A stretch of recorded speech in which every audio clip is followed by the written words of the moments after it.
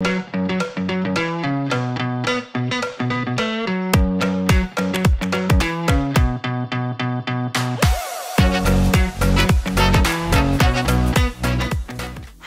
everybody, and welcome back to the Camp Min Show. I'm your host, Miss Cybukski, excited to be back.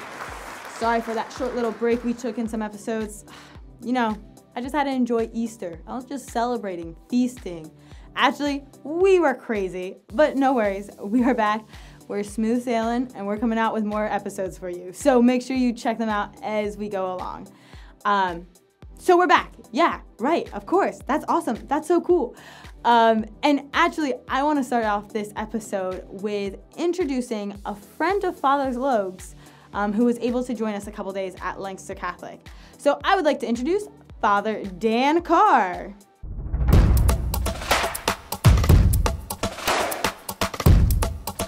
Welcome to the show, Father Dan. Thank you very much. It's great to be here. Yeah, and you're coming from where? Greensburg. So Okay. It's like 3 hours west, almost to Pittsburgh. Okay. So, Turnpike? yes. Stopped at any good turnpike stops? No, I drive straight through. Good for you. Get where you're going. Yeah. Okay, so you're a friend of Father Logue's. Yes. Yes, we went to seminary together for 5 years. Oh. Long time. Oh, you hung out with him for a while. Yes. I bet there's some good stories there. There are. If you want to get a good story, you should ask him about No Drive Day in Brussels. It was madness. So. Okay. Maybe sometime we'll have a whole Camp Min show based on that story. It would be good enough, yes. Okay, good to know. And I think Father Logue's been telling me, you are very educated in very many ways, and he's like, he's this, and this, and this. I'm like, I'm sorry, I don't speak Latin. So sorry, how are you educated? We have a similar background in that we studied together, but so I went to the Gregorian University with him to get our basic theology degree, and then he went to the Angelicum to study moral theology and bioethics. I went to the John Paul II Institute and studied marriage and family theology. Mm-hmm. So he actually studied, important things like bioethics, and I did a thesis on video games and the family. So, 100 pages, and got away with it. So, that's called really educated. I say, and you speak English so well compared to when I'm talking to Father Logue. Oh, really? Does he speak to you in Latin or something? Exactly, and I don't understand it. I'm like, come on, don't you get this yet? Also, do you get graded for your thesis? Yes. What'd you get? Top notch, basically. Hey! Top grade, Awesome. Because my professors had no idea what I was talking about, so. Like, these guys don't know anything about video games. Exactly. This is what I'm gonna do now. Yes. So I think Father Logue mentioned that your thesis was titled Ready Player 3. It was. And I know, I actually read Ready Player 1. It's a book, and now it's a movie too. Yes. It's a good movie. Yeah, I don't know. It's a better book, but they're always better. I agree. I really like the book better than the movie. So how did you come to Ready Player 3? So there's a lesser known book called Ready Player 2, and it's not like a science fiction or a work of fiction in that sense like the first one was. It's a commentary on gaming for women, because that's a whole area that's of interest to a lot of people, because most video game players traditionally have been men, but increasingly more and more women have been attracted to them. And so they wanted to do this study looking at, different communities and different things, and how video games are targeting more women. So Ready Player 1 was about this guy playing video games in like a virtual reality kind of thing.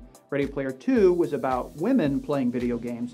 And mine was more about the role of video games in family life. So I thought Ready Player 3 is looking at more than just 2 and kind of making that connection. So that's why I titled it that. And it's not like it's published anywhere. It's not that great. You wouldn't want to read it. But it's also so don't not go in and Latin. search. Right, that's true. But don't go on Amazon and like Ready Player 3, no results, okay? So it's very exclusive, so you have to ask Father Dan Carr himself. And I have 2 copies, and they're in Greensburg. So if you want to drive out to pick up a copy, I'll loan it to you. And he'll sign it too. I could sign it. They're not signed. There you go. I bet it could be worth a lot of money if you sign it. Probably not. Ready Player 3, the role of video games in families. I know that there's so much controversy about like video games are bad for you. Get off your video games, you know. I don't know what was where did that come for you? So when I was a kid growing up, video games were a pretty new thing. And, you know, my parents and grandparents, it was sort of like, okay, put the game console in the basement, send the kids down, they're not causing trouble, everything's fine. It was an old NES. There was no such thing as online play. There was no such thing as smartphones.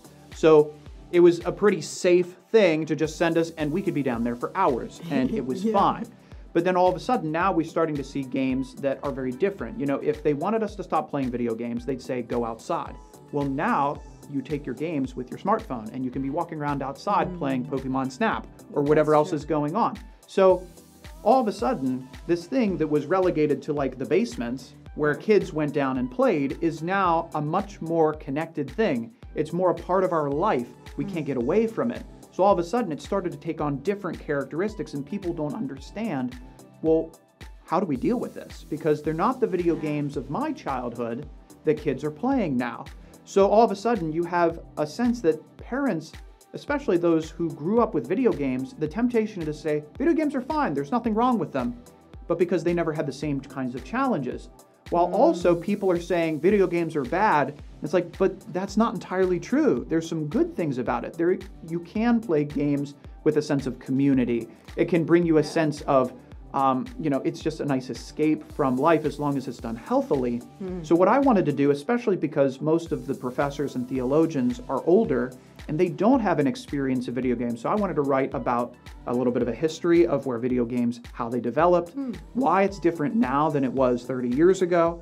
What does that mean for us? Like, how can I make sure that video games aren't going to become a problem for me, for my spouse, for my children, because they're going to continue to change and evolve. And are there moral consequences to playing too many video games? Is it going to change how I am as a human being by pretending to be somebody else in a video game? These are all very interesting things that I wish I had more time to talk about, but we're here. Well, but it's interesting that you say the community that comes out of it and stuff. And I know my family, there's 5 kids in my family. Okay. We are the Mario family. So we had Mario Party 4, Mario Party 6, Mario Kart Double Dash, Mario Super Strikers, all the Mario games, as many Mario games as we could, because we were GameCube. We were GameCube family. Gotcha, okay. And just, we would all gather together in the GameCube room. It was literally, we called it the GameCube room.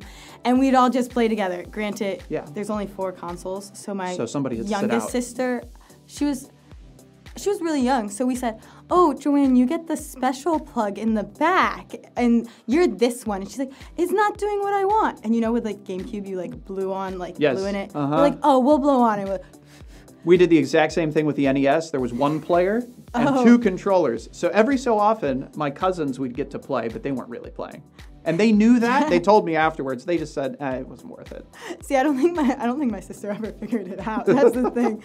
Until we One day told she's going her to find out. Yeah, and now it's sense of betrayal. Yes, and at she's this like, point. I can't trust any of you again. I can't believe this.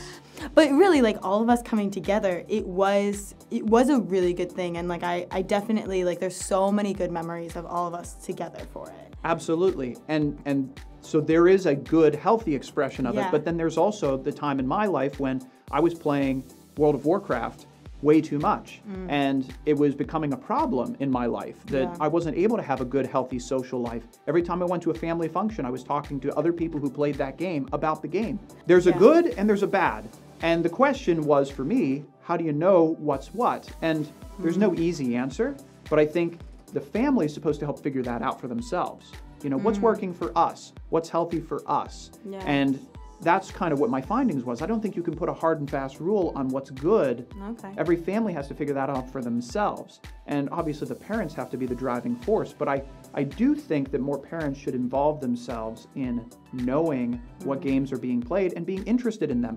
A lot more games are actually more interesting to watch now than they were when I was a kid. That's probably true. That's probably true.